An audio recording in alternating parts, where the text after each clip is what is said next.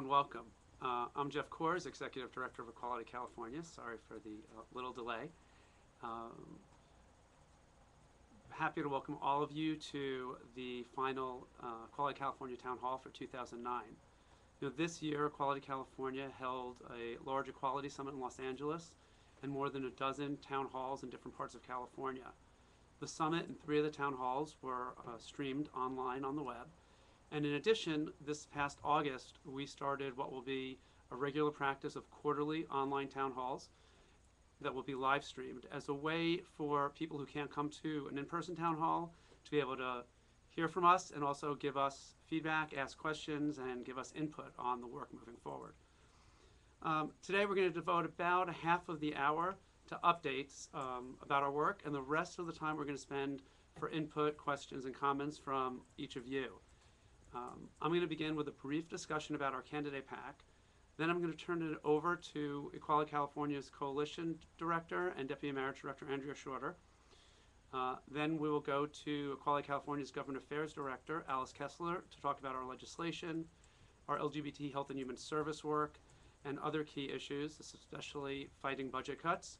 And finally, we're going to turn it over to NCLR Attorney Alona Turner, who will talk about SB 54, which was the marriage recognition bill that the governor signed into law in October, so she can answer questions about the legal issues surrounding that.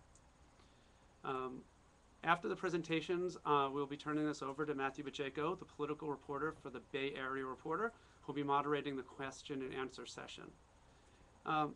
So on our candidate pack, for many years, Equality California has taken the position that we only endorse candidates who support our equality 100% and who will fight to get HIV and AIDS funding, which is essential for our community's health and well-being.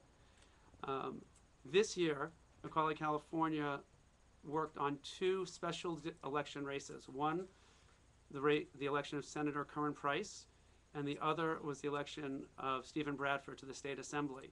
These were seats that were vacated because someone moved on to higher office and allowed new candidates to run.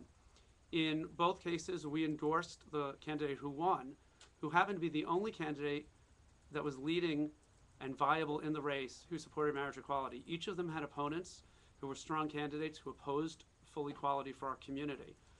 Equality California turned out volunteers, ran phone banks, and supported these candidates financially, and we're really happy that both won. Both are African American candidates in districts that voted overwhelmingly yes on 8. And I think what we did was demonstrate that supporting full equality, even in a district that didn't vote for our rights, not only doesn't hurt a candidate, but can actually help a candidate.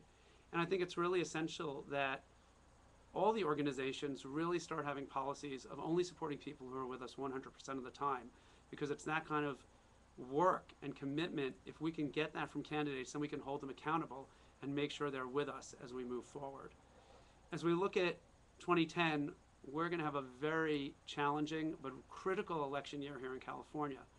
In addition to the governor's race and the race for Attorney General, both which are critical to our community as we move forward, every member of the California Assembly and about a third of the Senate is up for re-election. And there are a number of very close races that will pit supporters of full equality against those who oppose equality. And when we look at the vote in the legislature last year in committee on cutting the AIDS drug assistance program, our side was only able to keep that funding by 1 vote. So every vote is going to be critical, so our PAC's really be engaged next year in a big way. So now I want to turn it over to Andrea Shorter, who's going to talk about some of our coalition and our marriage work. Great. Well, good evening, everyone. And let me move up a little closer. So, as Jeff indicated, this is our last online town hall meeting of the year, and a lot of great things have been happening leading up to our work for the following year to win marriage back in California. One of the things I think that many of you have may be aware of is that we relaunched Lit California Ring. Lit California Ring falls under the Equality California Institute, and it is a fantastic operation by which we can do the public education work needed in a number of communities around the state of California.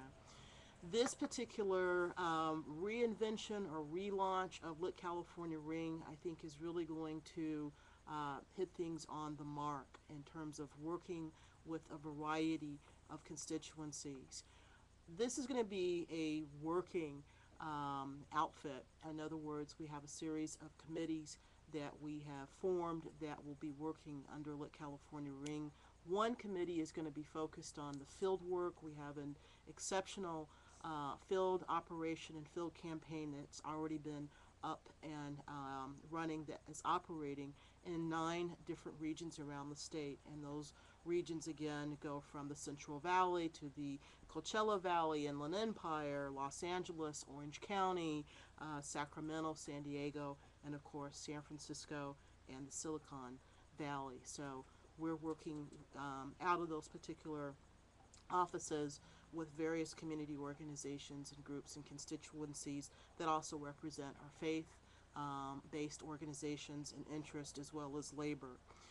We also have another committee that's working on messaging, doing more messaging research. What is going to work in different constituencies? What's going to work in different aspects of the African American community? Not have a monolithic approach, but also drilling down a little bit more and looking at how we can best affect the right messages for different demographics in African American, Latino, Asian Pacific Islander, and maybe even by gender. So that particular committee is up and running. And then last but not least, we have a committee on families. We really want to make sure that as we move forward that our families and couples, certainly the 18,000 couples that are married here in California, are front and center as we move forward and deliver the message about same-sex marriage and winning marriage back in California. And so some of the organizations that are involved in that particular effort would include our Family Coalition, the Family Equality Council, API Equality, GLAD, PFLAG, and others. So we've actually got that up and running, and we'll be meeting on a very regular basis and starting the strategy towards really building a statewide speakers bureau that will feature more of our families, will feature more of our couples, certainly the 18,000 that have been married, and then others. So we're very excited about that. And again, Lit California Ring is, we find, to be a perfect vehicle for coordinating a number of coalitional activities. And so we're doing good out the gate since October. And also, just to cap off, again, combined with the field work that we've been doing, at this point we have had conversations with a little over 600,000 Californians about marriage equality and the right, the right for same-sex marriages to same-sex couples to marry in California.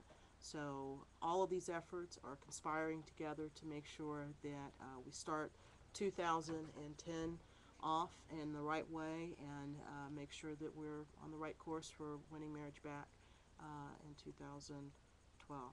And so with that, I will turn it over to Alice Kessler, who will give us a legislative update. Thank you, Andrea, and it's really exciting to be here with our online community of supporters. I wanted to report to you some of the results that we had in Sacramento this year. First, on the legislative front, Equality California this year sponsored 17 pieces of legislation, and 11 of those passed the entire legislature. 9 of them became law, 3 as bills that were signed by Governor Schwarzenegger, and then 6 as resolutions that were passed by the legislature and did not require the governor's action to become the official policy of the state. Those resolutions focused on, first, urging repeal of Proposition 8 for being an illegal attempt to strip away the rights of LGBT Californians, and also urging Congress to act on the Matthew Shepard Hate Crimes Act, which President Obama recently signed, and the Employment Non-Discrimination Act, which will provide LGBT Americans with protections in the workplace. But let's talk for a minute about the bills, the 3 bills that Governor Schwarzenegger signed into law. All three of these will go into effect on January 1st, 2010. And the first one is SB 572, the Harvey Milk Day bill. And this will establish May 22nd of each year, which was Harvey's birthday, as a state observed day of special significance. And on this day, schools will also be encouraged to conduct commemorative exercises relating to the life and importance of Harvey Milk. We think it's going to be a great opportunity to talk to students about the contributions Harvey made to California as a civil rights leader and a trailblazer for equality. And I'm really excited that we're now in the process of putting together a curriculum that could be used as a model for schools to talk not only about Harvey's life, but about LGBT history and in general, all of the people and events in our movement that really continue to shape our state to this day. Second, SB 54 is another bill we sponsored that was signed into law. And this bill will clarify a very important issue that was unfortunately left open by the California Supreme Court when it ruled on the validity of Proposition 8. And that's how the state will treat couples who married in either one of the countries or other states that allows same-sex couples to marry. And I know that a lot of our members have questions about this bill and how it applies to them. And so for that reason, we've actually invited Alona Turner from the National Center for Lesbian Rights here with us to tell you more about that bill and also answer any questions that you might have after the presentation. Finally, the governor also signed a bill, AB 1003. This was authored by Assemblymember John A. Perez from Los Angeles, who we hope will soon be the new Speaker of the California Assembly. This bill will allow LGBT community organizations that serve LGBT victims of domestic violence better access to state funding and resources that keep their programs running in this difficult economy. We believe that all victims of domestic violence, whether they are straight or LGBT, deserve access to effective and culturally competent services. So this bill will help to ensure that they get that. Looking forward to next year, the legislature is currently on interim right now. They are coming back in January. And so we're in the process right now of looking at bill ideas for next year, and that's a process that we very much want our members engaged in. So I encourage you to ask questions today, send us your ideas. You can always send your ideas as well to eqca.org. Some of the best bills come from people in the community who've experienced a problem, and oftentimes there can be a solution through state law. And that's what Equality California is here to do, is to address those issues through the legislative process. So I encourage you to get in touch with us. Next year, we will also continue work on 6 bills that passed the first house that they were in this year. The legislative sessions are 2-year sessions. So some bills can make it through both houses in 1 year, and some may take a little longer as different issues are worked out. So we still have 6 pieces of legislation that are live and moving, and those will continue in January.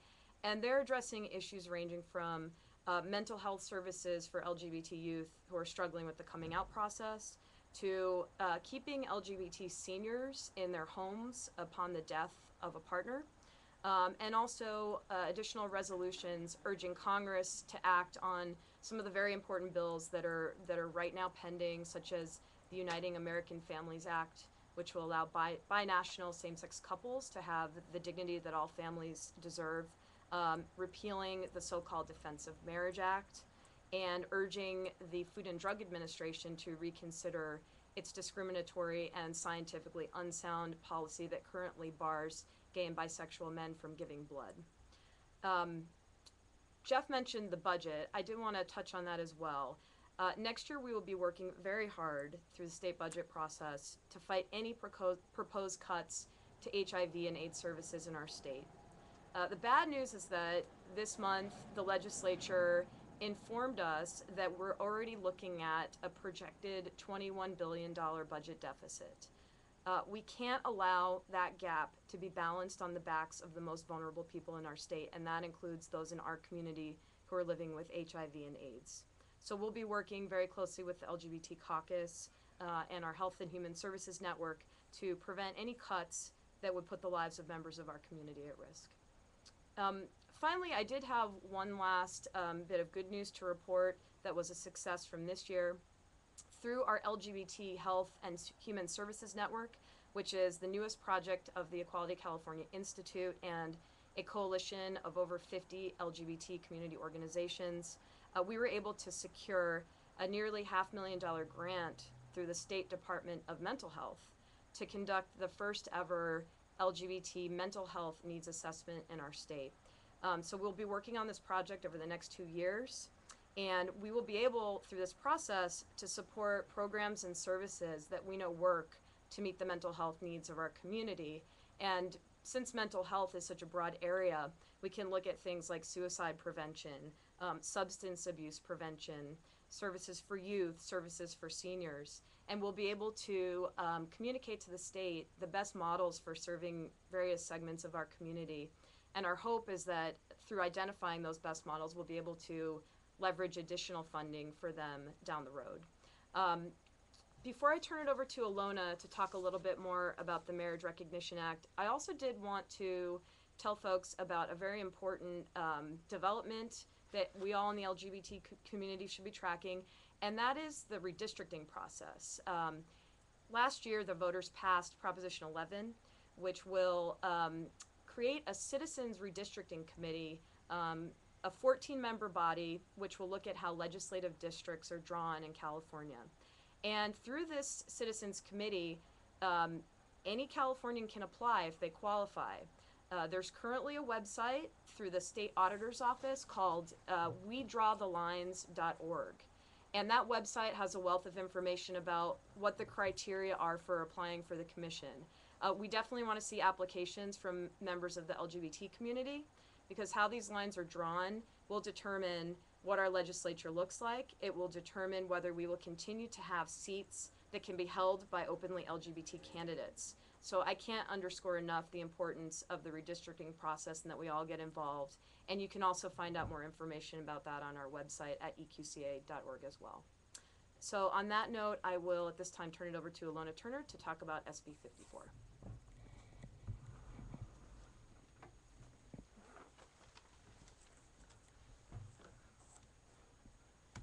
All right. Thanks, Alice. So again, I'm Ilona Turner. I'm a staff attorney at the National Center for Lesbian Rights. And NCLR worked with Equality California to help draft SB 54, which was authored by Senator Mark Leno this year and signed by Governor Schwarzenegger in October, which was very exciting. I just wanted to give you a little bit of background first. As most of us know, Proposition 8, which passed last November, says that same-sex couples can no longer get married in California. And the California Supreme Court issued a decision in May of this year clarifying that same-sex couples who married in California prior to the passage of Prop 8 are still married.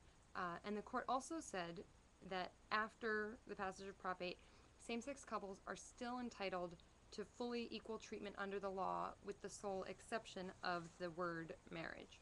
So, with that in mind, we drafted SB 54, and so that is going to be the law starting January 1, as Alice mentioned, and that piece of legislation clarifies the rights of same-sex couples who got married in other states and countries anywhere outside of California.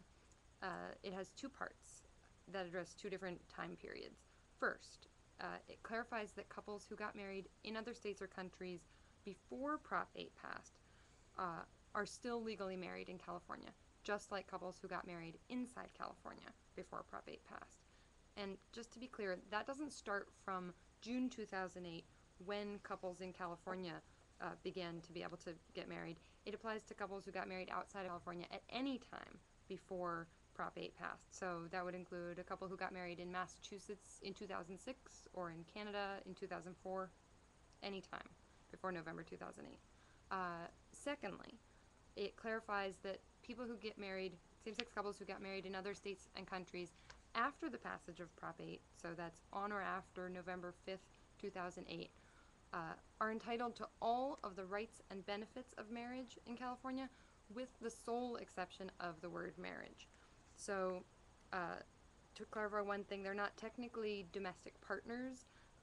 There's not really a specific legal name for people in this category, but they are entitled to all of the rights, benefits, responsibilities of marriage under the law. And we should note that same-sex couples who are married, whether they were married in California or outside of California, they can register as domestic partners with their spouse, with the same person. And that might be worth considering for some people, because there are a few other states that will recognize a domestic partnership but won't recognize a marriage between same-sex couples. So that's all I wanted to say for now, but we'll answer questions if people have any.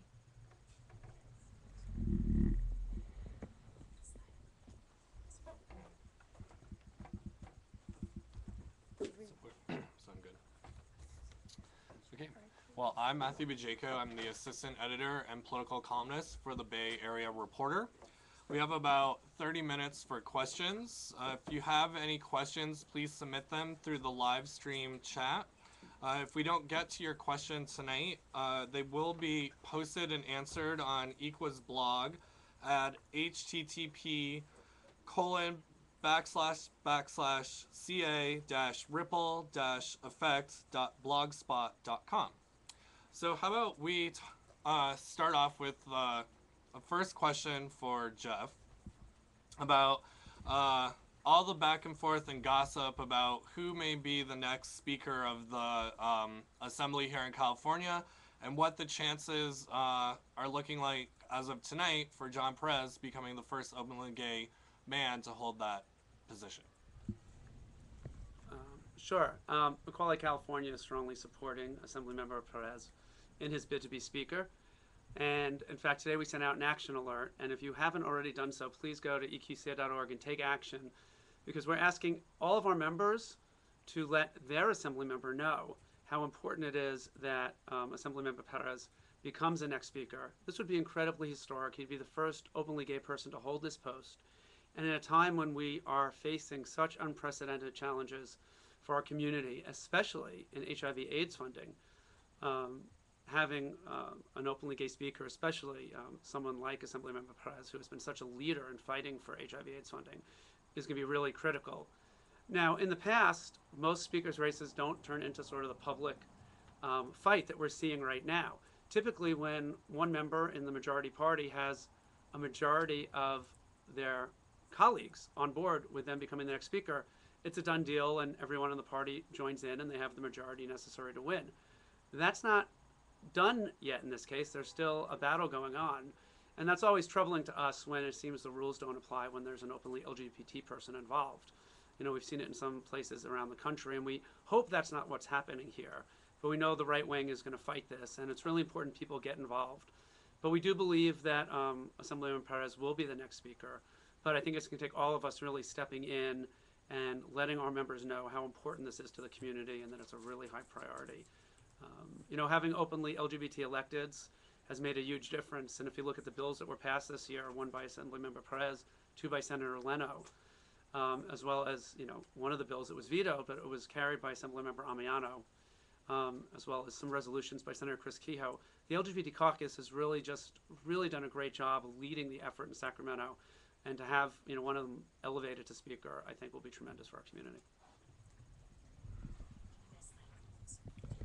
Well, since this normally isn't such a public process, do you know when a vote is expected to be scheduled on who would become speaker, or explain a little bit more of why it's important for people to contact assembly members, maybe who are Republican?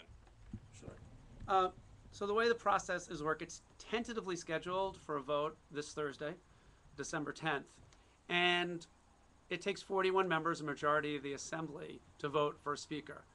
And there are 48 Democrats, so if all the Democrats coalesce around one candidate, then we're done. And it's important that any of the Democratic Assembly members who are not on board with the majority of the Democrats know that our community really cares about this and is very much behind John Perez in his bid.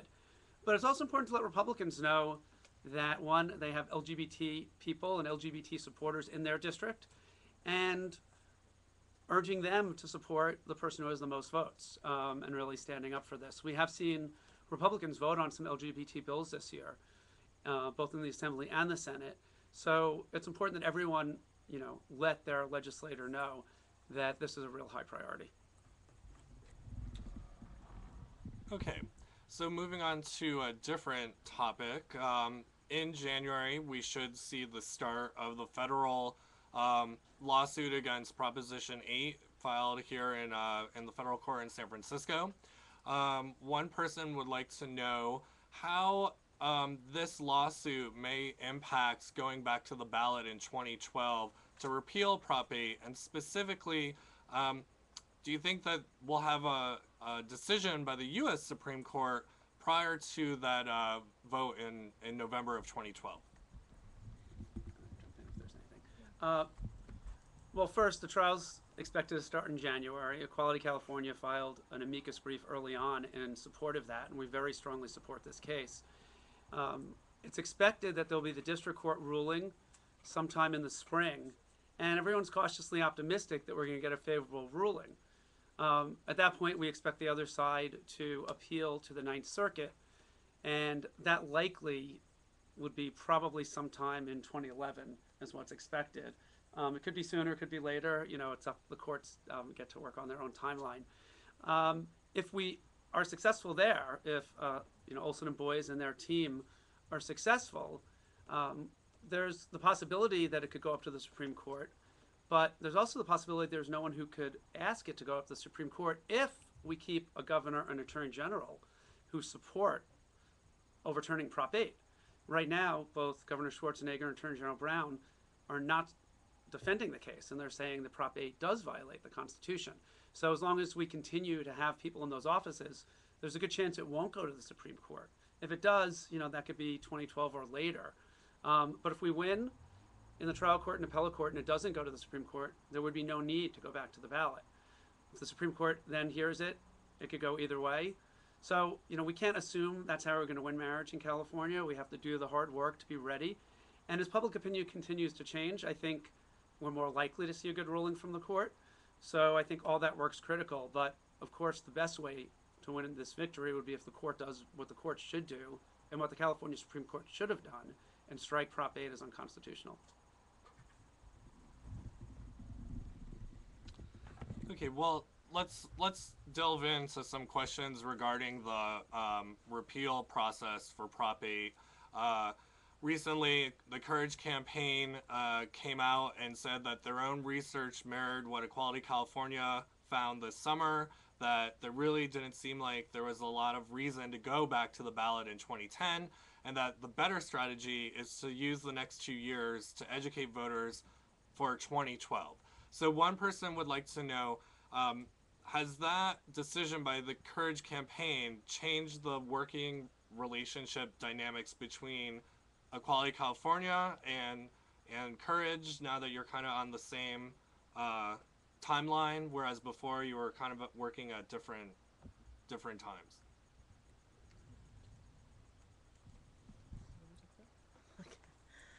Well, no, it doesn't change much in terms of how we're going to move forward. Certainly, I know that there are a number of folks that have been also have asked me on the street and at events and so on how this will impact what we do. Well, certainly, we're looking to work with any organization that's going to do the work to make sure that we win marriage back in California. And we've been working with Courage Campaign. I think that we want to be really clear. We've been working with Courage Campaign, doing canvassing work and other field organization work. So it's not as if suddenly we're going to start working together. We actually have been working together. And so as we move forward, we are actually, looking to have further discussion about how to make sure that California wins the right to same-sex marriage back as soon as possible, and certainly 2012. Well, I think I'm sure you've heard the same concerns from people moving forward that we in the gay media definitely keep getting asked a lot about, and that's looking at the criticisms against the No on Prop 8 campaign structure, and how there really didn't seem to be one person in charge of making the final decision on things. How have you decided on what type of structure we may see going forward? Are those conversations already taking place? What should people maybe be thinking of as we start really moving into 2012 and focusing on that? So I think two things. First, in the No on 8 campaign, there was, a campaign director and a lead consultant who made the decisions. There was an executive committee and campaign committee that raised money and did field work and outreach to our lists, which is the role Call It California played. But there was a campaign director and a lead consultant who actually had the authority and made the decisions. I think you do need that one person who is making the decisions in running the campaign. But I think it's also critical that we have the largest possible coalition of organizations who are all partnering and doing the work on the ground and not waiting until we have an election in 2012. We need to be doing the work now. One of the things we saw in California, we saw it in Maine, we've seen it around the country, is people don't really move on the core issue of marriage equality in the last month or two of a campaign when both sides are running ads and trying to target a small percentage of people. Really, when people have moved historically on this issue is outside of campaigns. It's in the time period before. We saw a huge movement after the backlash in 2004. We saw a huge movement in 2005 on the issue of marriage equality here in California as the bill we did with Mark Leno moved forward, and as people got used to the fact that there were couples who got married in San Francisco and were getting married in Massachusetts. That's the work we all need to focus on now. And Let California Ring is the way the Call It California Institute is working with so many other organizations. And just to follow up on what Andrea said, we've been sending people to Camp Courage's. They are sending people to our field canvases. There's really great partnerships happening with so many organizations on the ground. Vote for Equality in LA has been a huge part of this. The ACLU has been a huge part of this. And that's how we do it, because we need to go into election having already moved people and having widespread majority support in California, because then when the other side starts their lies and scare tactics, we've already done the work to have people understand them ahead of time. And that's something I think we're all committed to doing right now. Well, Andrea, you brought up earlier the Let California Ring, and we have kind of several questions related to that campaign. So one is, during the No on Prop 8 campaign, there seemed to be a lot of minority groups that have a large structure here in California that were very supportive of defeating Prop 8. You had, from all the different communities, it was very diverse, but perhaps on the more local level, how are you bringing in some of the more local groups to support that Let California Ring education campaign over the next year? Well, I think that it helps this time when we are organized in these regional, in this regional structure a little bit differently. It's much more on the ground. And so I think that it's more accessible for anyone to participate, and certainly keeping an eye out and looking out and really actively inviting people to participate, and not just to be there when, on an irregular basis, but to really be involved in the conversation in terms of strategy, talking about what makes sense from community to community.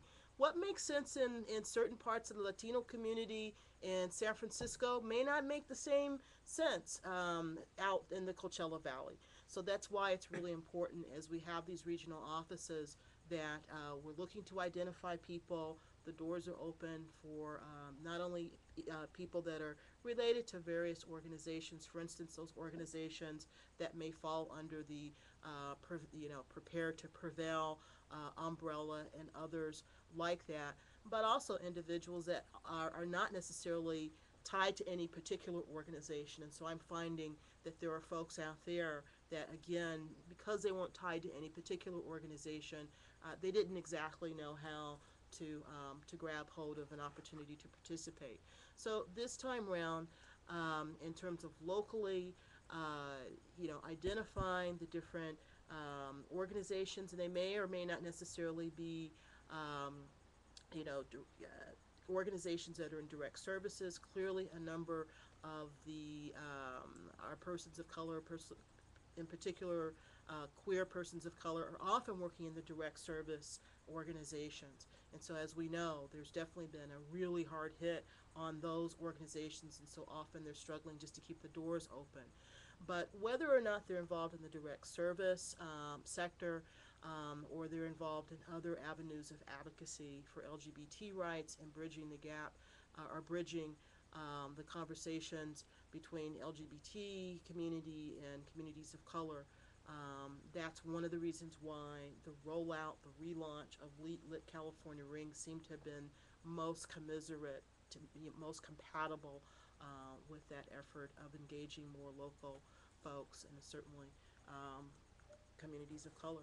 Again, in California, always want to remind us that we have to keep wrapping our minds around the idea that really we're a majority minority state. So it's that certainly fuels some of the effort in terms of what outreach really means in California. It's a little bit of a different game than in some of the other states, for instance, like Maine or Vermont, etc. Certainly there was the effort to do that, and they did, I think, a wonderful job. But in California, a very different game. So we have to make sure that we're structured in a way, that we're accessible in a way that allows us to really do the kind of work necessary to reach out to a majority of California citizens. So that's a priority. Well, what changes maybe see in the next 2 years with this campaign that maybe based on the defeats recently in New York State and in Maine, where gay marriage efforts there failed in the last several weeks?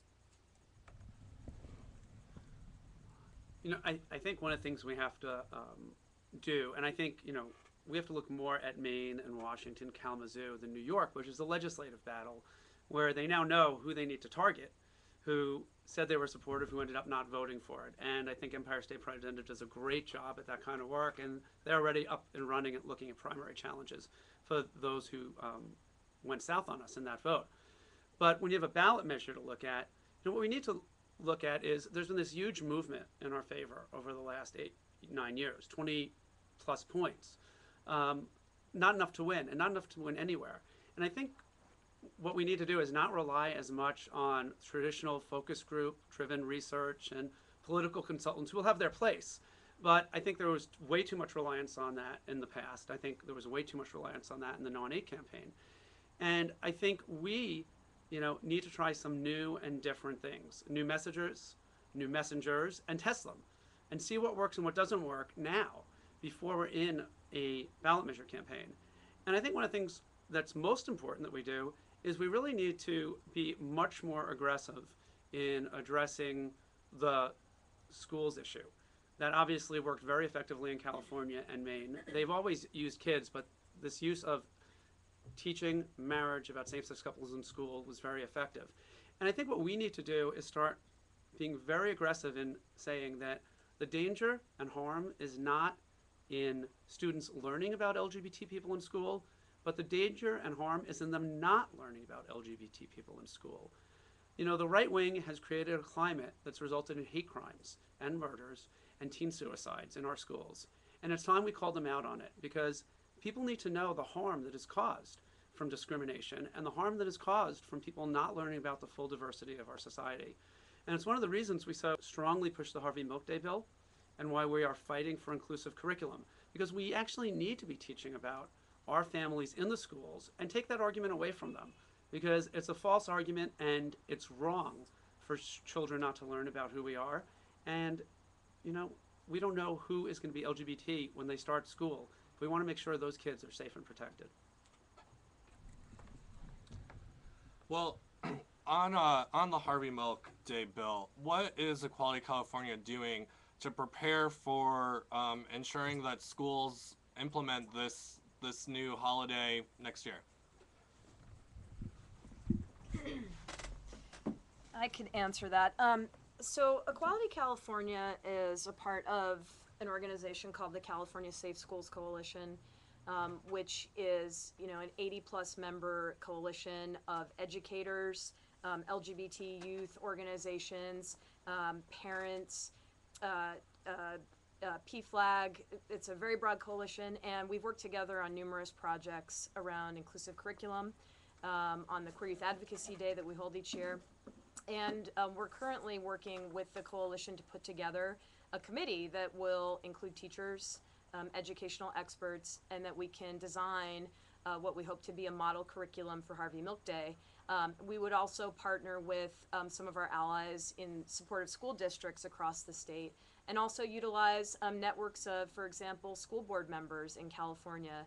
And anyone who's interested in that process, we hope to pull into this group and put together a really top-notch model curriculum, and then also use those networks to distribute it to teachers and schools and educators that could use it. And I think one of the really key things about Harvey Milk Day is that it's not just an opportunity to talk about Harvey Milk, but it's an opportunity to talk about LGBT history as a whole. In the same way that on MLK Day, schools will talk about African American history in this country, we can use Harvey Milk Day to talk about Stonewall. We can use it to talk about Sylvia Rivera, one of the first transgender activists. And that's what we're hoping to do, and I think we have a great wealth of resources in our community to put that together. So we're looking forward to moving forward on that. Well, have you already been getting contacted by school board members from the state, or do you have will that kick in high gear come January? Yes, in fact, I was recently at the CTA, the California Teachers Association, held its inaugural LGBT conference a couple months ago, and I was there and had the opportunity to connect with a lot of really engaged educators, and I'm already getting, following on that meeting, some great interest from a number of folks. Have talked to openly LGBT school board members who want to get engaged. And, I will also mention as well that we'll also be working to, defeat efforts by anti-LGBT school boards that will seek to, pull back the progress that we've made around safe schools, LGBT history issues. So I think it works both ways. It's both that we're going to be working on doing something proactive, so that, as Jeff mentioned, we can start to sort of undercut, this myth that, for some reason students shouldn't learn about LGBT people and the contributions we've made and the history that we all share. And also, to stop efforts at the local level that can be really harmful. And, things start in local communities and can get, become a part of the marriage dialogue. So we need to be working not just at the state level, but the local level, and utilizing the great networks we have all over California. Okay, we've got about 9 minutes here to go. Let's go back to the effort to repeal Prop 8. We got a question asking if the Courage Campaign is on board with the repeal in 2012, or if they still haven't indicated to you if they are going to support moving forward in that year. Although I haven't seen anything with a specific date, from everything I've read in our conversations, the goal is to be ready to win in November 2012. And I think, most of the organizations are on board with that, including the Courage Campaign. But, we have a lot of respect for those who want to go sooner. I mean, we would love to go sooner if we believe we could win. And we totally appreciate the effort that people are doing right now to try and get on the ballot earlier. We think it is not the right time. We believe we need the time to really be in position to win, to have the resources and the movement that we can do. And there are so much work we can do in the meantime, both on marriage and other issues, to continue to advance us forward. And how do you think the fact that there will be a Harvey Milk Day next year is going to impact the effort to repeal Prop 8? I actually think the first Harvey Milk Day and the ones thereafter are going to have a very positive impact in the effort to repeal Prop 8, as well as to pass inclusive curriculum through the state. We did a bill with then Senator Sheila Kuehl to require inclusive curriculum that the governor made it clear he would veto. But we'll have a new governor in 2011 that hopefully will sign that bill. And I think if we have a good experience with Harvey Milk Day next year, that's even more likely. And I do think by students learning about Harvey Milk and LGBT people in history, it starts taking away the fear of the unknown that the right wing preys on. So I think it is going to be very critical in moving us forward. And I also wanted to mention that we are working jointly with LA Gay Men's Chorus on a project. They have been going into high schools to teach about LGBT history through music, and we're working with them on that in conjunction with Harvey Milk Day. So there's a lot of really exciting things, I think, that we can do through education and through music and art and other ways to reach out to youth and to parents about LGBT issues.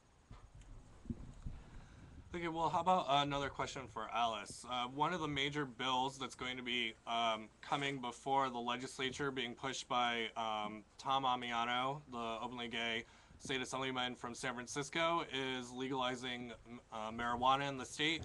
What's Equality California's position on that bill? We support that bill.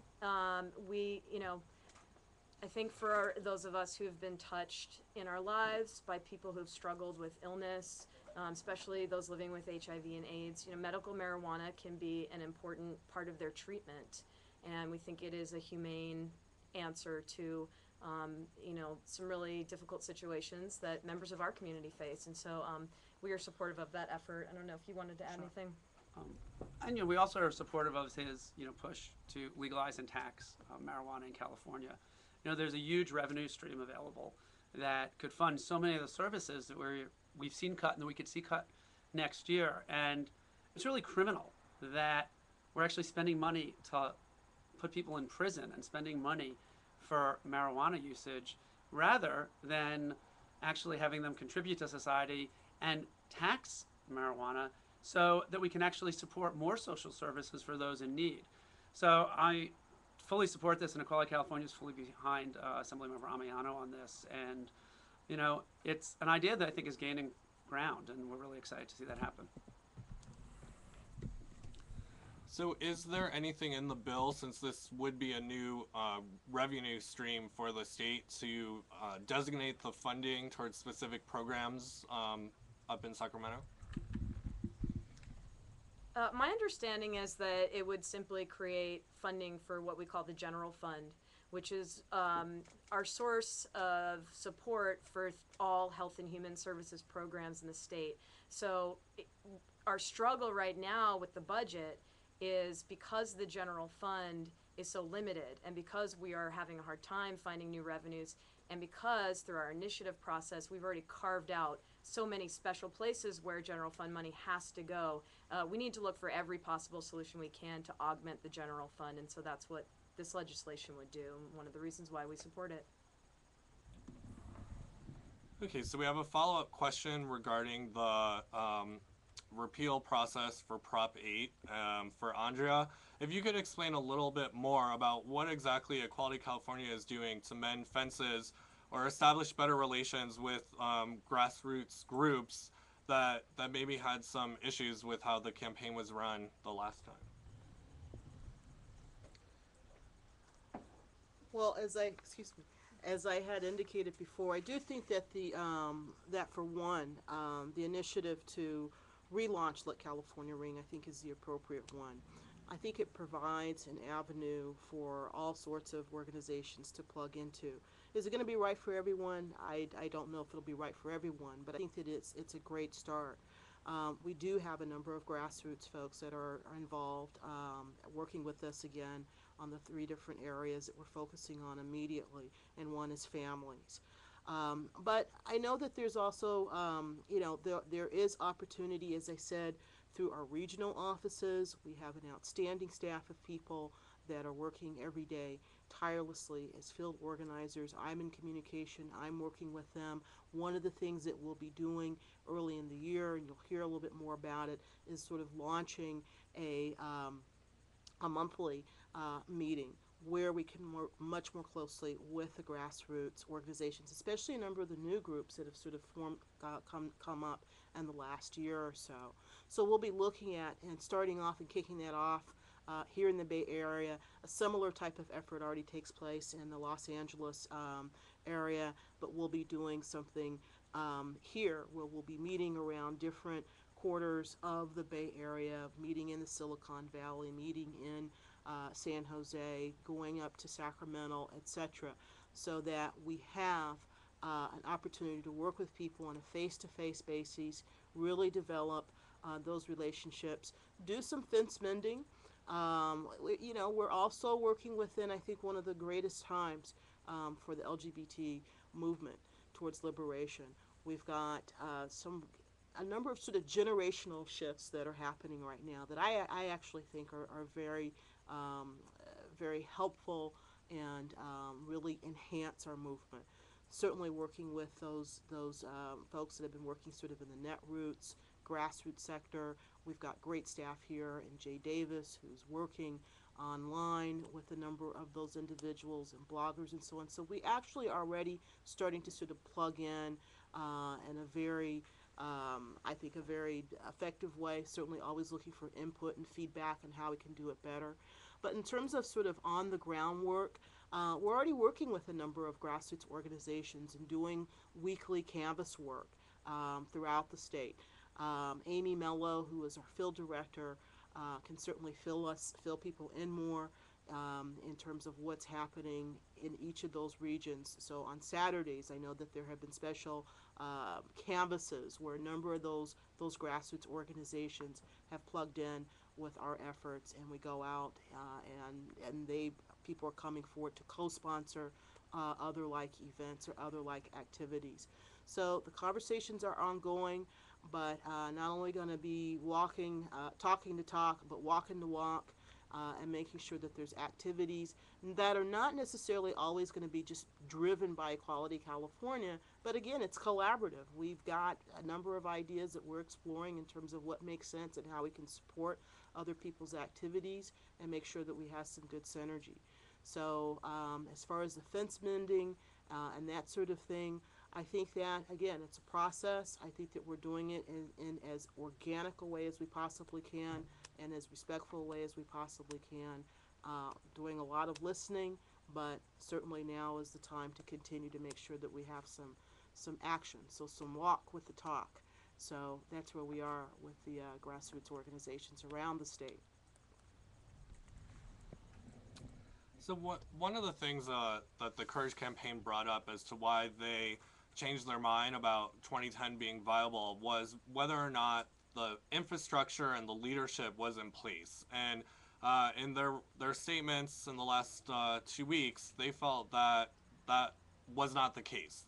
So what is maybe the timeline that Equality California has in mind to get the next campaign structure up and running? Will that be next year, or do you think early 2011? I mean, when would we start seeing those decisions be made? I mean, I think right now the focus is on doing the work to persuade people. And, Let California Ring is the primary vehicle that, Equality California Institute, but, 40, 50 organizations are part of. And I think that's really where we're going to put our energy, is in the persuasion piece. But I do think, sometime in the next year or so, as the organizations are working together on persuasion efforts, we need to constantly be in dialogue and looking at the best models, finding really the best possible people, to be in different positions for a statewide campaign, from the paid media to the earned media to the field, and to have as big a coalition as possible involved. In the No on 8 campaign, there were, I think, 60 organizations that made the decision on who was hired. And I do think you want to really bring people in to an ownership position of that campaign. So I think we really need to look at that, and we need to see what happens with the effort on the ground for 2010 before we jump in doing anything, because we want to be respectful of those people who have a different view about when we should go back. And if they are successful in qualifying, there's going to have to be a campaign built in a very short window, the same as what happened in 2008, which is one of the problems I think both we and Courage and others see, is you really need to do the work ahead of time so you have time to build a campaign structure. So how about one last clarification question regarding the impacts of the Prop 8 federal case right now. So if Prop 8 is overturned, say at the ballot box next year, does that end the federal lawsuit?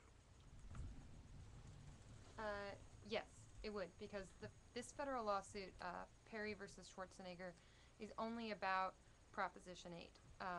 It's in federal court. It doesn't have to do, for instance, with the Defense of Marriage Act, the federal law, or laws banning same-sex marriage in other states. It's just specifically about California. It was brought by two California couples.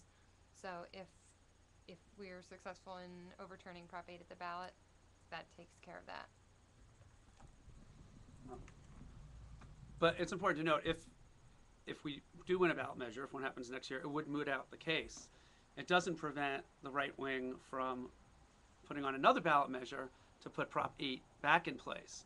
If the case is victorious and goes through the system, we're done for good. If we win under federal law in the federal courts on the U.S. Constitution, the voters in California can't take it away.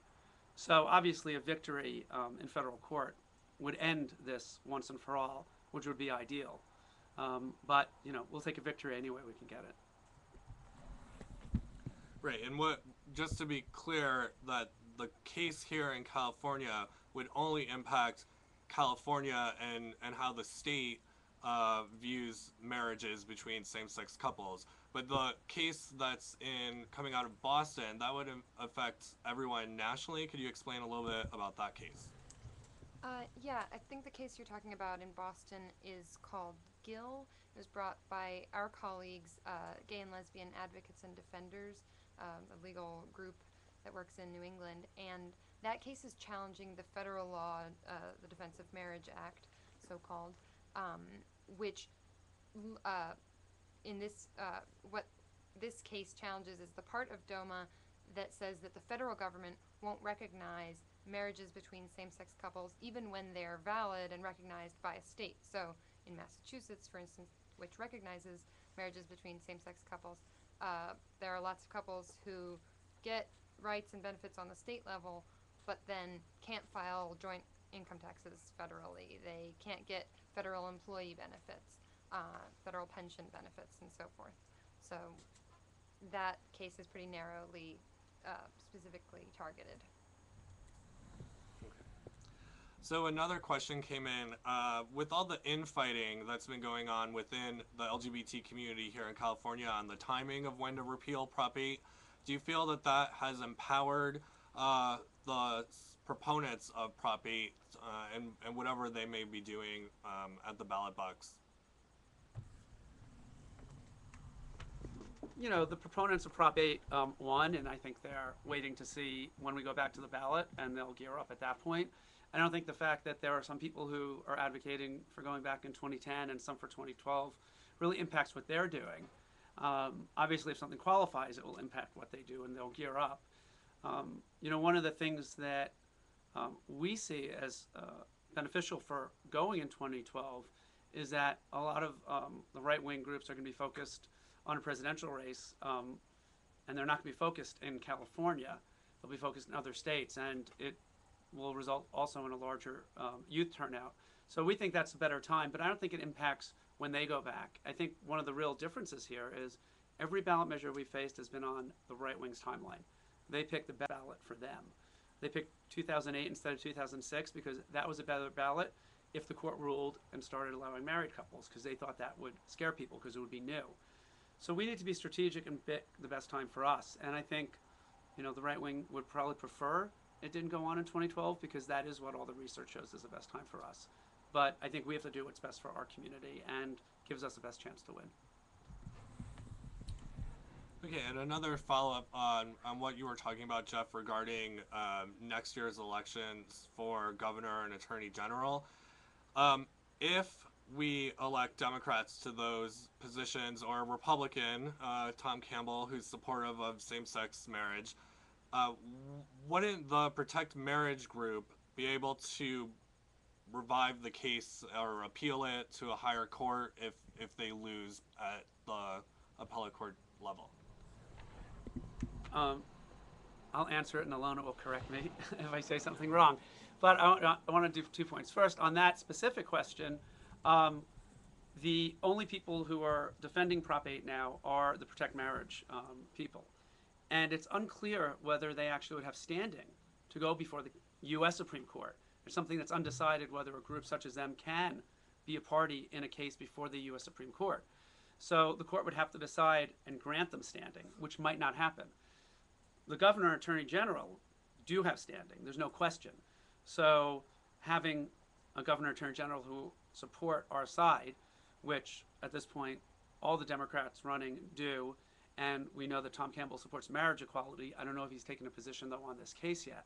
It's something we'll be asking him in our PAC endorsement process. Is really important. So I think that's a real critical piece there. And Alona, if that's anything else to add. No, that all sounds right to me. Okay. Okay, well, we're running out of time, so I'm going to ask one last question about some more appointment news. The governor selected Abel Maldonado to be his pick to fill the lieutenant governor vacancy. He's a moderate Republican. He just actually scored 48% this year in your scoreboard that you released last week. Have you come out and endorsed his appointment to the seat? And if you haven't, why not? We haven't endorsed his appointment. We do not endorse candidates who do not support our full mission of complete equality. We believe if you don't set the bar where you want it to be, you don't get where you need to go. That said, he has the best record of any Republican ever in the legislature on EQCA-sponsored legislation. The only Republican who's done better is the governor, who has been anywhere from 60% to 100% on some years. So as far as Republican potential appointees, he's probably the best one from the legislature that could have been appointed.